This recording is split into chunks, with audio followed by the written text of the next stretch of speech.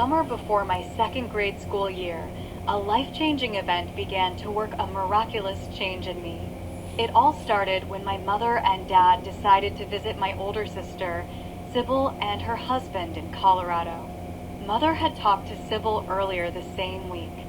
"Mom, I'm sick and have been sick for the last few days. I even missed work today," she told my mom. So, Mom quickly packed our bags and loaded them into our '52 Chevy Coupe. She lined part of the front floorboard with pillows to make my baby brother a bed, then threw several pillows in the back seat. Our journey began with me between my mother and dad and my youngest brother on Mother's lap. My 3 older brothers sat in the back seat reading comic books. I don't remember much about the trip, but I do remember Mother singing gospel songs. Occasionally, Dad would ask her to sing a Hank Williams song. There was no radio, so Mother entertained us. I definitely remember each time Mom dozed off, my baby brother crawled over the front seat to the back seat. It gave me more room in the front seat, but only lasted a few minutes before my brothers pushed him back over the seat. Finally, after many stops and a couple of days, we reached our destination. Mother and Dad both looked utterly exhausted. My sister met my mother in the driveway. I thought they would never stop hugging. As we all waited in line to hug her, I heard one of my brothers say, "She doesn't look sick to me." We only stayed a few days before Dad told us it was time to go home. "Pack your clothes tonight. We are leaving early in the morning," he said. "Where are we going to put Sybil?" I asked Mother, looking at her with a wrinkled brow. Her eyes narrowed and head tilted as she asked, "What do you mean?" Then, before I could answer, she said, "Oh, you're asking if there is enough room in the car. Sugar, your sister is going to have a baby. She must stay here with her husband." "No!" I screamed at Mom. "She is ours. We saw her first." Stomping out of the room, I whispered angrily, "Then I don't ever want to see you again. That's not fair." I know I was spoiled, but in my own defense, I had shared a room with Sybil since my baby brother inherited the crib, and I was moved into her room. It became our girl sanctuary, where we giggled, played, and talked until falling asleep at night. When she left home, our room was no longer a sanctuary, just a vast empty place where I waited for Mother to tuck me in and repeat a prayer. Is it any wonder that, as a child, I wanted to load my sister in the car and take her home? On our way home, Mother sang only when asked, and I thought I saw a tear or 2 roll down her cheek. I realized everyone hated to leave Sybil behind. A cloud of sadness hung over us until we crossed the Texas border and stopped for gasoline at Claude, a small town about 30 miles southeast of Amarillo. The man at the service station talked to Dad while he filled the gas tank.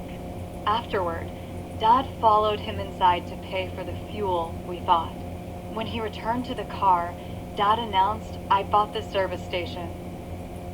No one acted surprised. Dad was always full of surprises. We never knew what he might do next. Mother and Dad discussed plans to move to Claude as we traveled the rest of the way home. I think Mother was okay with moving because she would be closer to my sister. Dad traveled back to Claude and rented a house while Mother packed and closed our home in Central Texas. We spent about 4 years in that little town in the Texas Panhandle. Although I was teary-eyed about moving away from my grandmother and boatload of cousins, I have many interesting childhood memories from that period. Things like living in a haunted house, a tornado or 2, and being tagged as the bicycle girl. But those are all stories for another time. This story is about a life-changing event, so here goes.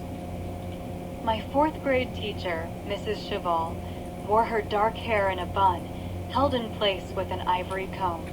Her slim physique hosted a perfect posture and a very tall frame, or maybe I thought she was tall because I was very short.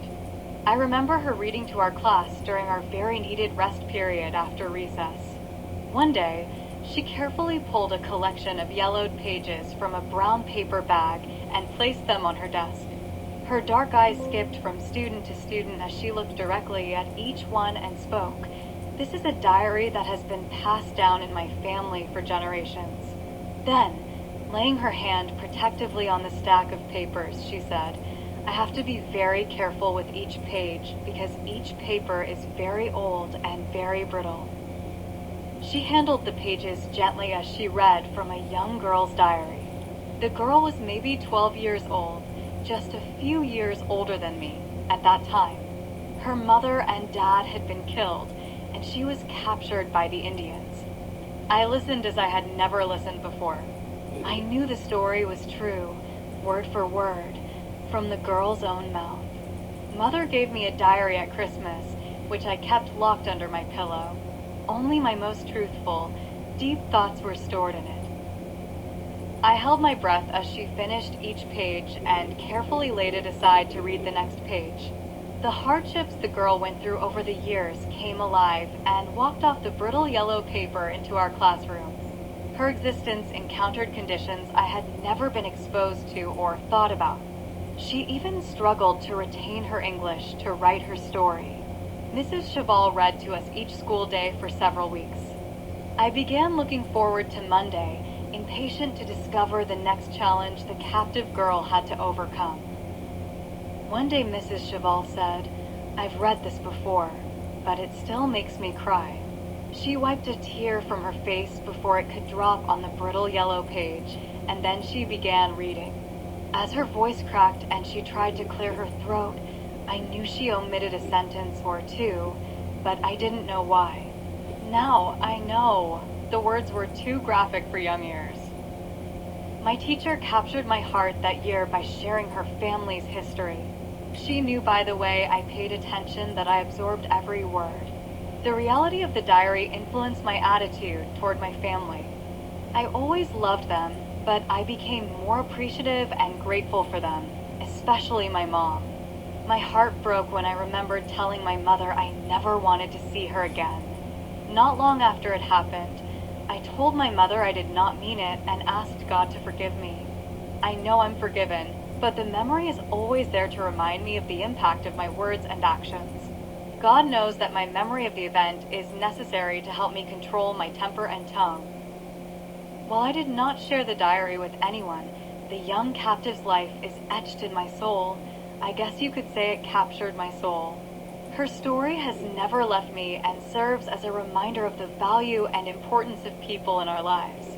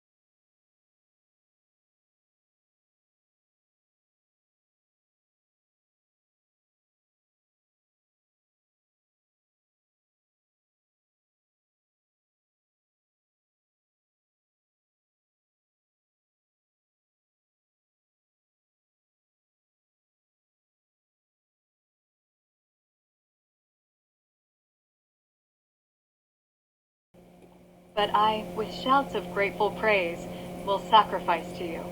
What I have vowed I will make good. I will say, salvation comes from the Lord, Jonah 2 verse 9. Praise. Thank you, God, for where you placed me and the people you placed in my life. Thank you, God, for your perfect timing. Thank you, God, for special teachers like Mrs. Cheval, who foster life-changing events in their students.